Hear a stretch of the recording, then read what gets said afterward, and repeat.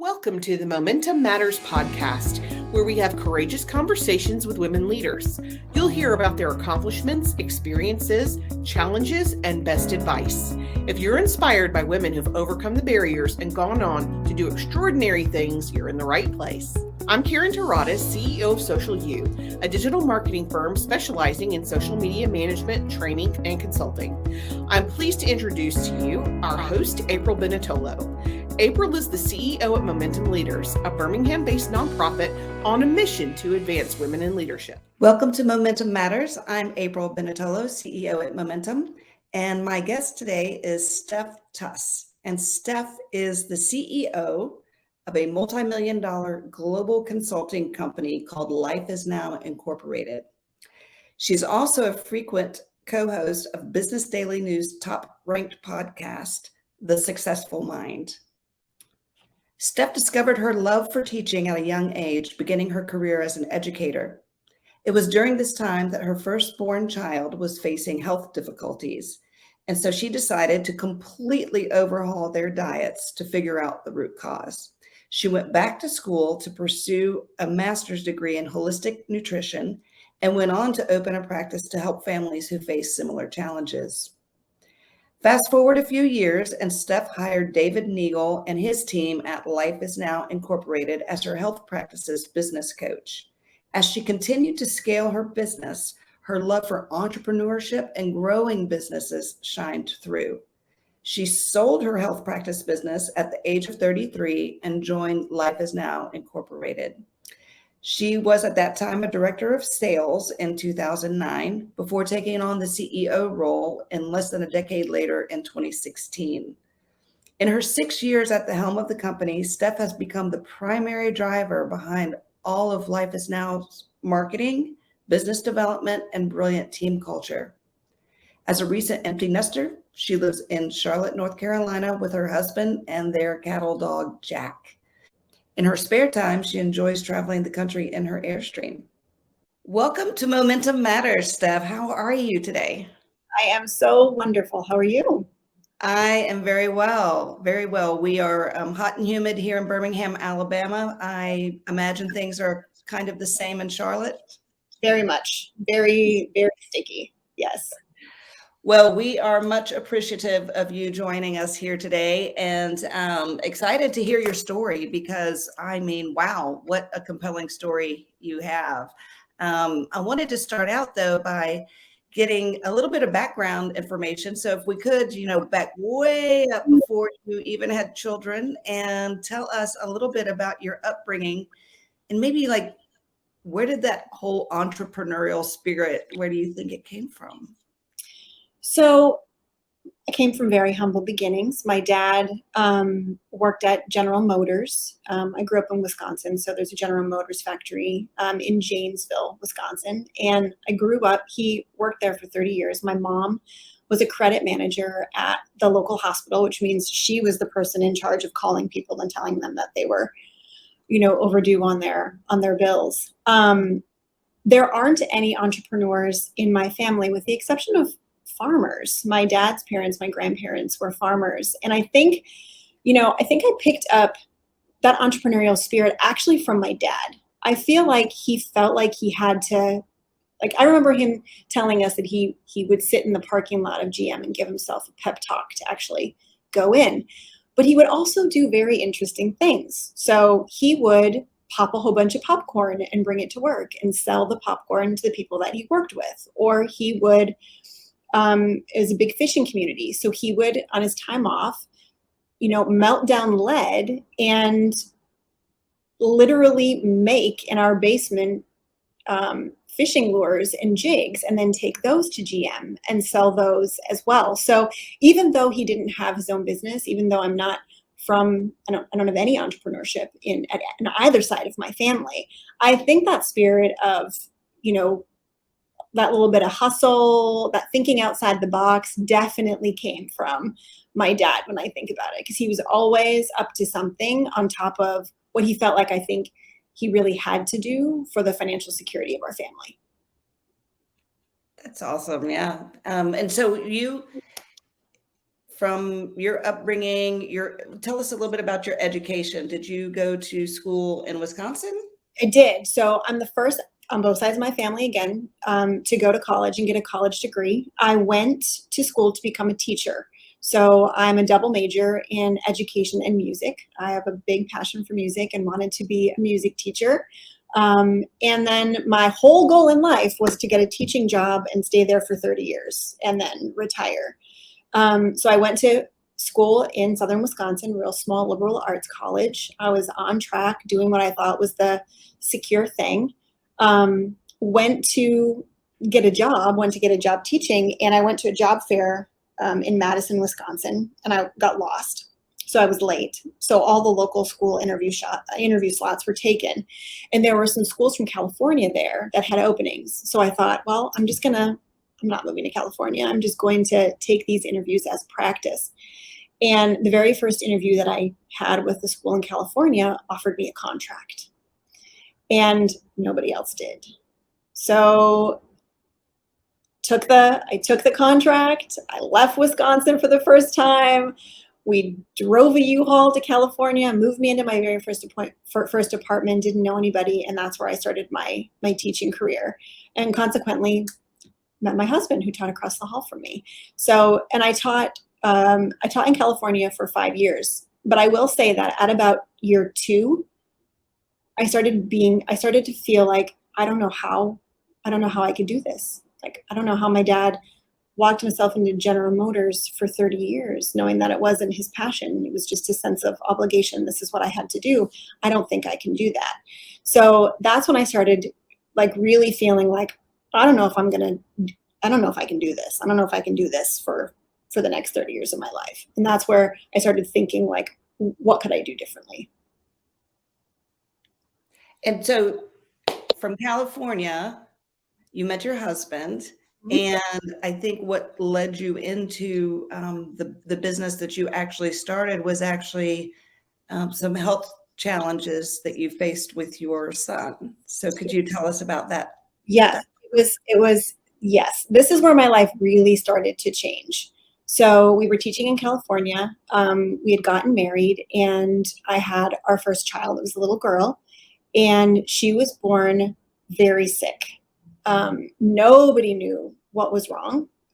Failure to thrive, colic like you've never, like crying 23 out of 24 hours a day. The doctors didn't know what was wrong. They wanted to do invasive surgery on a, month-old baby. And it was at that point where I just said, there's something that I'm missing. So I went down a massive rabbit hole of trying to find out anything that I could find out about what was wrong with her.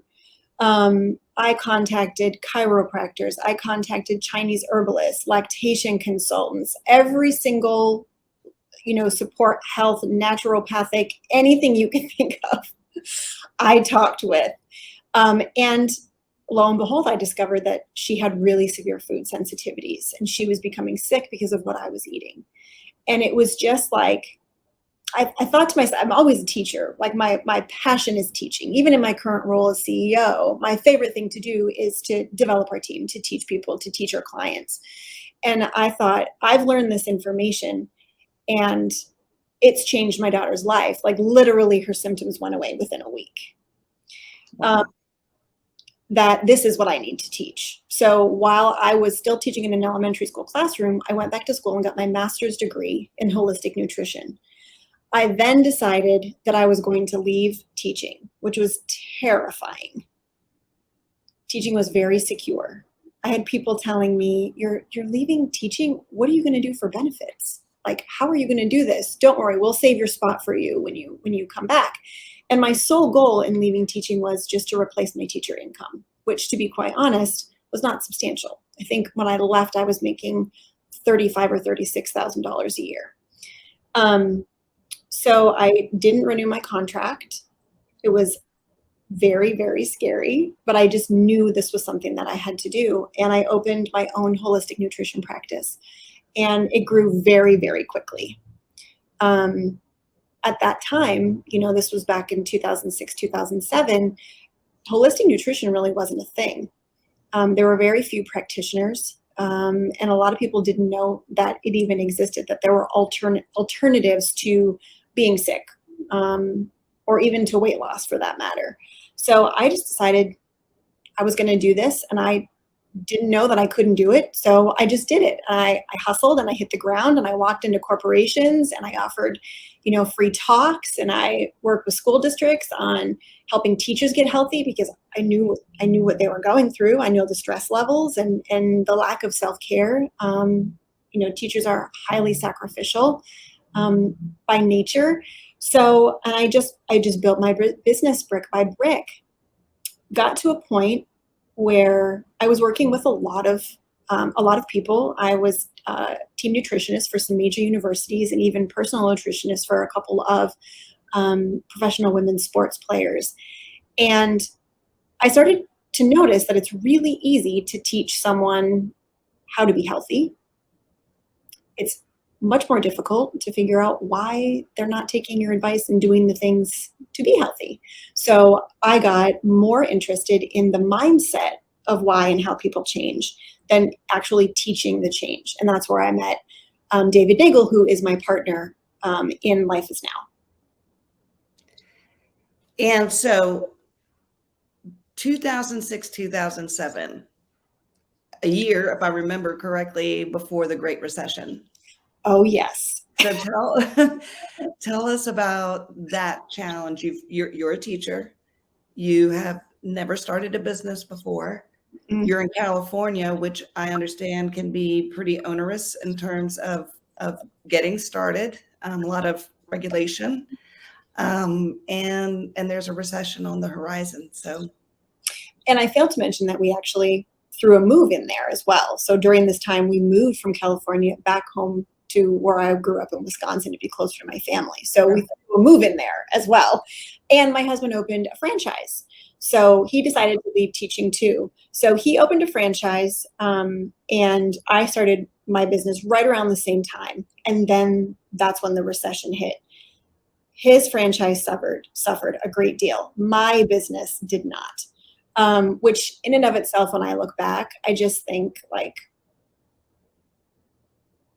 it's amazing to me that I was able to grow the way that I was able to grow in the community that we were living, because we were actually living back in Janesville, Wisconsin, and that's the same year that the GM plant closed. So overnight, you had 6,600 to 8,000 people, I think, moving away, leaving. It was a really, really hard hit area. And I didn't let it enter my mind. There are people here, they need my help. I can do this. And I just hustled. And your daughter continued to thrive during that time? To thrive, yes. All of her symptoms went away. She's a perfectly healthy 21-year-old living on her own right now, which I'm thrilled about. So grateful that I was able to find the information that I was able to find, because a lot of people aren't able to find that information and end up, completely lost as to how to help their children. And as a mom, there's nothing worse than not knowing how to help your sick infant, because they can't communicate with you. They can't tell you what's wrong or where it hurts, right? So it's so heartbreaking and frustrating, and that feeling of being out of control and not being able to know exactly what to do to help is really, really tough. So I'm really grateful that I was able to find that answer and then help other people in the same way. It was interesting because in my practice, I did attract many people who had food sensitivities or whose children had food sensitivities that had been diagnosed with other things. So it was a very, very rewarding business, but I found myself falling out of love with the nutrition and into love with how do people work? How does this work in their brain? What do people need to change in their mindset to really be able to develop a new self-image to make those health changes? Because the same thing that stops you from becoming healthy is the same thing that stops you from growing your business or hiring a team or allowing yourself the support that you need to grow your business. There's a thread and a theme through all of it. How did you do you feel like that you encountered specific challenges because you're a woman? Did you have situations where people didn't take you seriously or wouldn't invest or asked if your husband was going to be involved? So yes and no. I think the biggest issue was getting people to take me seriously. So I've been underestimated a lot over the course of my life. I don't know if it's because I'm a woman. Obviously I don't understand the reason for that, but I've been underestimated a lot. So I always made it really important for me to, in going into conversations, actually not making any of the conversations about me, but being a good listener and knowing what questions to ask. Because if you can ask the right questions, you can gain immediate respect from people. So I think that's how I kind of worked my way around that not being taken serious. And I think with the nutrition, profession, I was female. I had my story to back up why I opened, my business. I think that helped. But where I came into conflict was in the space that I'm in now. So as a CEO, there aren't a lot of other CEO women running multi-million-dollar businesses.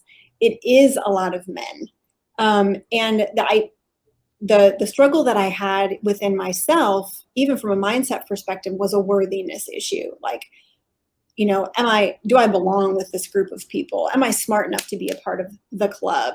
Do I fit with these other CEOs running businesses the way that they run? And I just came to the understanding that it doesn't really matter. I can just do the best at what I do, and it doesn't matter what other people think, or if I'm the only woman in a group of 20 men, that I have something to bring to the table. I have a lifetime of experience, and that I am good enough. So it was that intimidation factor. And I think a lot of women experience that intimidation factor in some of those situations. Absolutely. We hear it at Momentum all the time. Yeah. Every class starts that way. They feel like, do I belong even in this group of 30 super accomplished women? Yeah. And so we begin every year saying, you are exactly where you need to be right now at this time, and you deserve to be here. I mean, when I'm 47, so I was born in 1975, and it wasn't okay to be a leader as a little girl at that time. I don't know how many times I was called bossy. Stop being so bossy. Stop being so bossy. And it's interesting because my nickname was Bossy the Cow. I told you I come from a long line of farmers. Well, in the pasture, there's always a cow that leads everybody, right? And they call that cow Bossy the Cow. So I developed the nickname Bossy the Cow, which wasn't super nice, I think I would say. But if someone at that time had recognized that and said something more along the lines of, you're not bossy, you have leadership skills. Let's develop those leadership skills. That's right. I think I would have been on a track to leadership way earlier than I was, because you were shut down so many times that you learn to fly under the radar. You learn to keep your mouth shut. You learn to keep your ideas to yourself, or you're rejected, right? And that's one of the most painful things a child can experience. So I think even just overcoming those messages that you get as a child, as a young girl, as a child, is really difficult. You're really taught to not take up any space at all. And here I am, the CEO of a company. I have to take up space. Like, that's a requirement. So it was just really challenging those beliefs and continuing to step through them and say yes to opportunities that I think helped me kind of reframe those paradigms. Have you had specific people that you would say served as a mentor or really helped to guide you through some of those steps? Yeah. The man who I'm partnered with was my first coach. And I would say that he's probably one of the most influential people in my life. Not necessarily because of anything he's said to me, but and how he's treated me and the expectations that he's had, and B, the amount of resources that he's drawn me to so that I could figure this out on my own. Obviously I've got I lead a very diverse team right now of both men and women, all different cultural backgrounds. And I think for me, it was him teaching me that I have something of value that I can't keep hiding, that it's my responsibility to express, that it's actually selfish for me to keep all of that inside and hide who I am. So I would say he's probably one of the most influential, or was at the time, one of the most influential people in my life. And now it's such a joy to be working alongside him, as equals, helping other people see these things for themselves. And have you found a network of other women, either women CEOs or women leaders or women entrepreneurs that you are a part of? I have. Not a group exclusive. I've not found an exclusive group of female CEOs, but I am a part of several like mastermind format groups of other business owners that's incredibly inclusive and does include other female CEOs. And also, the clients that we work with are very successful business owners. So when we transition out of a mentorship role, they stay fast friends. So over the course of I've been with Life Is Now for 14 years now. I've made so many friends, been able to watch so many businesses grow, that those relationships last. They just last. So I've been able to kind of cultivate my own little community of really powerful, really smart, from the heart women that are business leaders. That's fantastic. So glad to hear that those relationships endure over time. Can you maybe at this juncture, we could jump into a little bit more of Life Is Now? Sure. And tell us what it is that you do, what the business model is, how you got it funded, and maybe what the growth plans are for the company. Sure. So our target market are small business owners that have achieved a certain level of success in their business, and they're at a growth point, and they're hitting a glass ceiling. So generally we see this in small businesses when a business owner has built to about, yearly revenue of about 800,000, and they may have a handful of team members, mostly part-time. And they're at the point where they know they need to step out of the doing in the business and step into the being in the business and begin to delegate. Most entrepreneurs get into business because they're in love with what it is that they offer, right? But a business can only be built so far based on what it is you offer. You have to be also in love with the business of business, which means putting systems and structures and then getting yourself out of the way so the business can grow. And we support business owners in doing that in two ways. One, in adopting the appropriate mindset, because when you first start a business, you have one mindset, but to actually scale, you need an entirely different mindset. It's like a different vehicle. This vehicle will only take you so far. This other vehicle will take you further. And then we come in with the actual strategy and tactics. So that's how David and I work so well together. He really is powerful psychology and mindset behind how to grow and scale your business. And I'm tactics, operations, and leadership behind how to scale your business. We bootstrapped. So David started the business about 20 years ago, and he bootstrapped. He built it from the ground up, speaking on stages. So we are a consulting and skill building company. So we've never been funded. We are privately owned, and there's a sense of pride around that. And our growth trajectory is we're growing year over year. We're seeing more of a need to help business owners now than ever, especially with new legislation coming down, with the threat of a recession coming. Business owners are wondering, what kind of mindset they need to adopt and what kind of strategies they need to put in place in order to weather what's to come in the next couple of years. So we're strong, we're a growing business, and we've got really big goals to just help as many business owners as we possibly can, because they're the good guys, right? Someone needs to help the good guys. So Backbone of America, right there. Yeah, that's exactly right. Business owners, yes. Do you have specific services that you've developed around minority and women-owned businesses?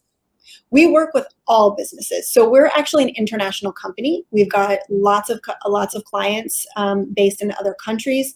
We work with women, we work with men, we're completely inclusive. And actually we have a large majority of female business owners. I have my own theory as to why that is, but my theory is that the female business owners are more open to the mindset behind what makes a business work, and are able to accept support more than the male-driven businesses. So we really appeal to that. And we don't have programs specific to women. We have programs that are for everyone. Mm-hmm. Anyway. I actually have a theory too around the woman-owned business thing. If you look at the statistics, in the areas where the metro area ranks very poorly in terms of being favorable for working women, you see a higher rate of woman-owned business because they are encountering all of these barriers in the corporate world. And so they essentially get fed up and strike out on their own. Yeah. They're like, and do very well. Yes. Yeah. That's what we're seeing. There's a lot of people that we work with that have come from corporate, for sure. Mm-hmm. And so you don't have a specific industry or a specific sector that you work with. It's genuinely based on the size of the business. Correct. Yeah. Yeah. Very, very cool. So where will you go from here? You've got a child that's out and living successfully on her own. I understand you have an Airstream that you enjoy traveling in. Very much. And the company's doing great. So what's next for Steph? The company's doing great. What's next for me is we're actually going under a little bit of a rebrand. So with me being equally forefront in the business rather than doing most of the work behind the scenes with running everything with operations, with leadership. And we're really branching out with a strong message about how to lead yourself and be a leader worth following. So we're developing programs, we're developing frameworks around the theme of leadership, because without leadership, there's mess, there's chaos, there's failure. So growing people into being who they need to be to have the company that they dream of is really a big part of our mission, and to help people see the possibility. Right? Most business owners don't have people on their side. They don't have family members saying, yeah, you can do this. It's usually the opposite. They have family members saying, you're crazy. You're leaving a perfectly good job. What are you doing? This is crazy. You're putting your family at risk. You're being irresponsible. So a big part of our mission as well is to help people see what is actually possible and to be their cheerleader, but also give them the tools to be able to make it happen. And we just want to grow that as big as we possibly can, whether that's speaking on stages or on podcasts or, putting out, free content on YouTube and our own podcast. So we're just super mission driven to make the biggest difference in as many business owners' lives as we possibly can. Well, we certainly appreciate you making a difference here. Your story is truly inspirational. I don't know where all of your get up and go truly came from, but if the more you can spread that around, the better off all entrepreneurs will be. I would love for you to leave us with some ways that people can get in touch with you and can access your content, or maybe contact you because they are very interested in growing their business. Perfect. Would love to. A great source of anything you're looking for business or mindset related would be our podcast, the Successful Mind podcast. We just finished up an entire series on leadership, which talks about the role of conflict in leadership, how to have difficult conversations, how to hire, how to identify an A player. So mindset and tactical that I think could really benefit anyone that's an entrepreneur listening to this podcast. David and I are always putting out fantastic content on social media. So if you'd like to follow me on Instagram, it's very simple. It's at Steph Tuss with a PH, not an F or two Fs. And then we also have our website, which currently is davidnagel.com. It's changing to lifeisnow.com, but it hasn't changed yet. So 3 different ways that you can get information or even just access some really great resources that could be of benefit. Fantastic. Well, thank you again, and best of luck to you in the future. And I hope that we can touch base and hear more about a growth and success story down the road. Thanks so much, April. This was a lot of fun. Bye-bye. Bye. Thank you for listening to Momentum Matters. We invite you to subscribe to our podcast as we share more important conversations with women leaders. We would love for you to rate our show and share with women in your circle. We thank our sponsors for their support of our mission to advance women in leadership, including Regions Bank, Protective Life, and Blue Cross Blue Shield of Alabama. A full list of corporate partners can be found at momentumleaders.org/sponsors. We also want to thank the individual donors, Momentum alum, and volunteers for their commitment to see women succeed.